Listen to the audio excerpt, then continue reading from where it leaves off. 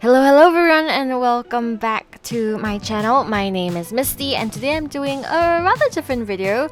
If you guys know me and watch my streams a lot, you guys would know that I like to do art. I enjoy drawing a lot, and I also do a lot of commissions for other streamers, creating their emotes, their badges, their panels. But I've never done a video like this before of me just drawing something that I wanted to draw.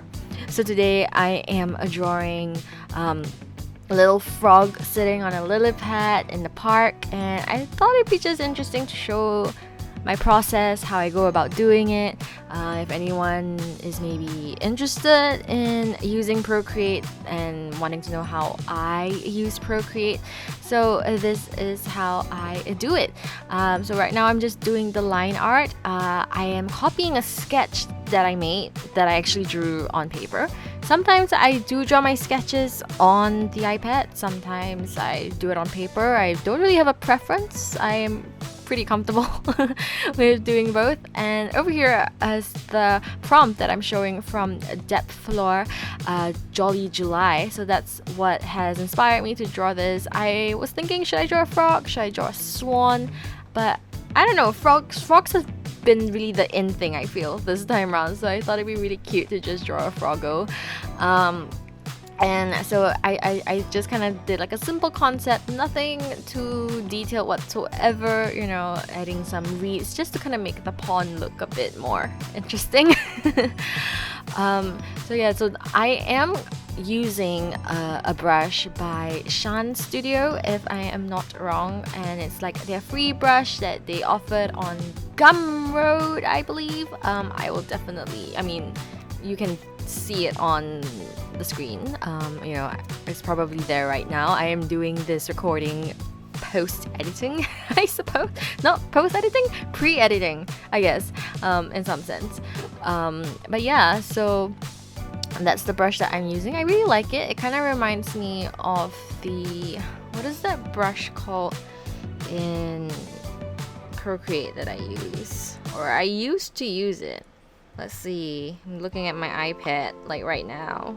Dry ink. So the default dry ink brush, it kind of reminds me of that. But also like the 6B pencil, which I really like using a lot. And I don't know, I just kind of found like this is kind of like a nice in between.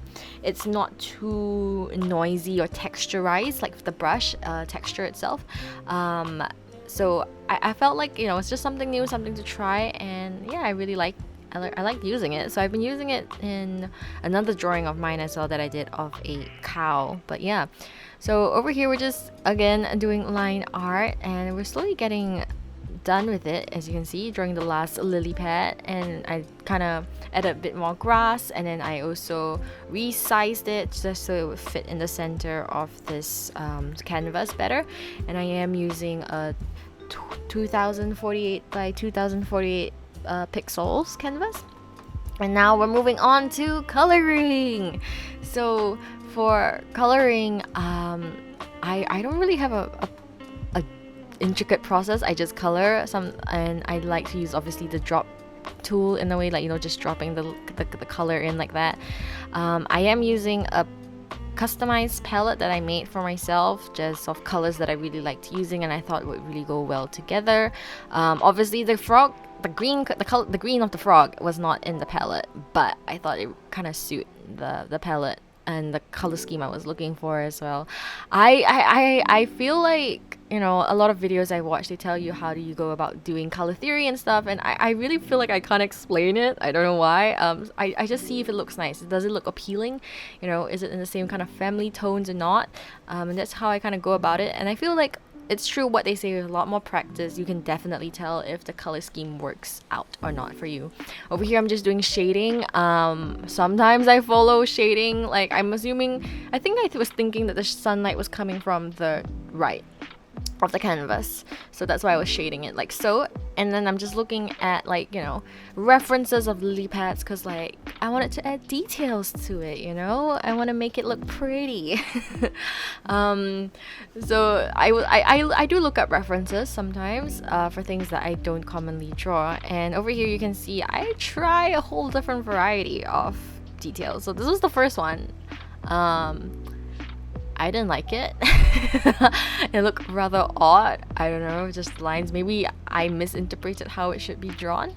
Then I tried a different version of it, you know, and I was like, you know, that's does not look that great as well. Then I tried this other version because, like, you know, it kind of show like the edging of it, that it's kind of like a I don't know, that there's just some depth to the lily pad.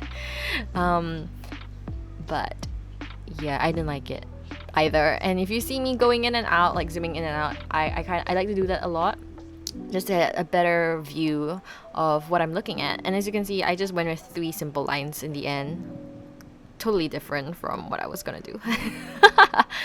And then right now I am just adding the shadow. So I'm using purple. I thought I'd just try it, a purple color, on a new layer, and then after I'm done deciding, you know, where I want the outline to be, oh sorry, not the outline, but the shadow to be, I would then change the layer type to, I think I changed this to, did I change this to multiply or overlay?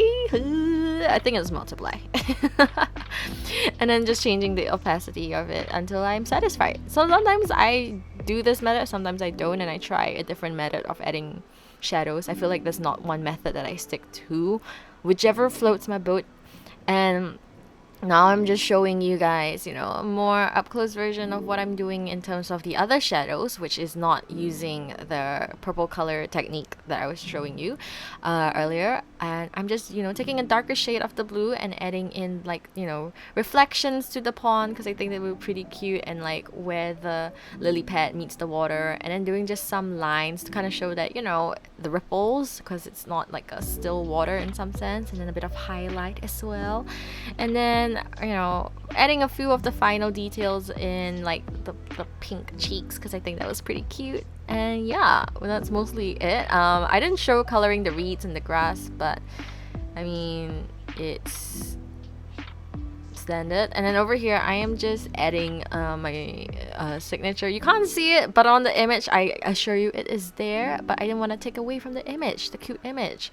But we are done with this drawer of me, so I hope you enjoyed this rather short drawer of me, and I hope you just got a bit of more in-depth view of my art process. Thank you so much for watching, guys, and I'll see you all in the next video. Bye bye.